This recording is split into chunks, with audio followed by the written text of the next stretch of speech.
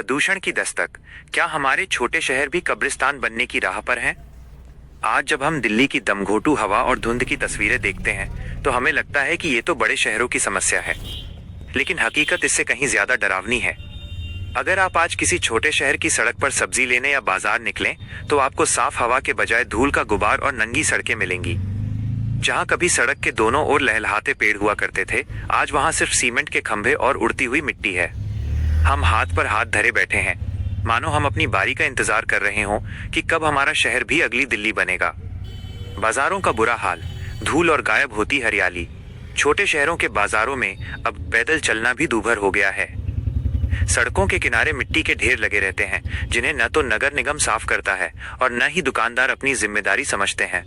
पेड़ों की बलि, विकास के नाम पर सड़कों को चौड़ा किया गया, लेकिन उस प्रक्रिया में उन पुराने बरगद, नीम और पीपल के पेड़ों को बेरहमी से काट दिया गया, जो दशकों से हवा को छानने, फिल्टर का काम कर रहे थे। पेड़ों के बिना धूल को रोकने वाला कोई नहीं बचा है और वो सीधे हमारे और हमारे बच्चों के फेफड़ों में समा रही है। प्रशासनिक उदासीनता, स्थानीय प्रशासन केवल कागजों पर ग्रीन सिटी की योजनाएं बनाता है। धरातल पर न तो सड़कों की सही सफाई होती है और न ही नए पौधे लगाए जाते हैं। डंपिंग ग्राउंड की कमी के कारण कूड़ा सड़कों पर ही जला दिया जाता है, जो हवा में जहर घोलने का सबसे बड़ा कारण है। आम जनता की चुप्पी, अब खुद पसीना बहाना होगा। हम अक्सर ये कहकर पल्ला झाड़ लेते हैं कि ये तो सरकार का काम है, लेकिन याद रखिए, फेफड़े आपके खराब हो रहे हैं, सरकार के नहीं। अगर हमें अपने शहर को बचाना है तो आम जनता को अब खुद मेहनत की कमान संभालनी होगी। एक, अपनी धूल अपनी जिम्मेदारी।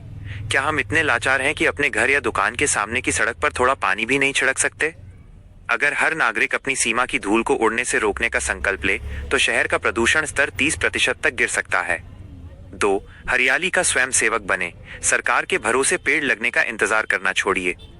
अपने घर की छत, बालकनी और मोहल्ले के खाली कोनों में पौधे लगाइए। यदि सड़क चौड़ी करने में पेड़ कटा है तो समाज के साथ मिलकर वहां नए पौधे लगवाएं और उनकी सुरक्षा की जिम्मेदारी खुद लें। 3, निर्माण कार्यों पर पहरा। अपने पड़ोस में हो रहे निर्माण कार्यों, कंस्ट्रक्शन पर नजर रखें। यदि वहां से धूल उड़ रही है तो मालिक से सख्ती से कहें कि वो उसे तिरपाल से ढके। ये आपका अधिकार है। 4, कूड़ा जलाना बंद करें। अपने घर के कचरे को अलग अलग करें और किसी भी हाल में उसे आग न लगाएं।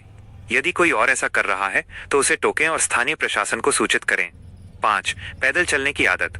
छोटे शहरों की खासियत ये थी कि सब कुछ पास होता था, फिर भी आज हम 500 मीटर की दूरी के लिए भी बाइक या कार निकालते हैं। साइकिल उठाएं या पैदल चलें, ये आपकी सेहत और हवा दोनों के लिए बेहतर है। निष्कर्ष, कल बहुत देर हो जाएगी। दिल्ली की हालत एक दिन में नहीं बिगड़ी, ये दशकों की चलता है वाली मानसिकता का नतीजा है। हमारे छोटे शहर आज उसी मोड़ पर खड़े हैं। अगर आज हमने धूल भरी सड़कों और कटते पेड़ों पर शोर नहीं मचाया और खुद मेहनत नहीं की तो कल हमें मास्क लगाकर और ऑक्सीजन सिलेंडर ढोकर सब्जी खरीदने जाना पड़ेगा। जागिए, अपने शहर को धूल का ढेर बनने से बचाइए। मेहनत हमें ही करनी होगी, क्योंकि सांस हमें ही लेनी है।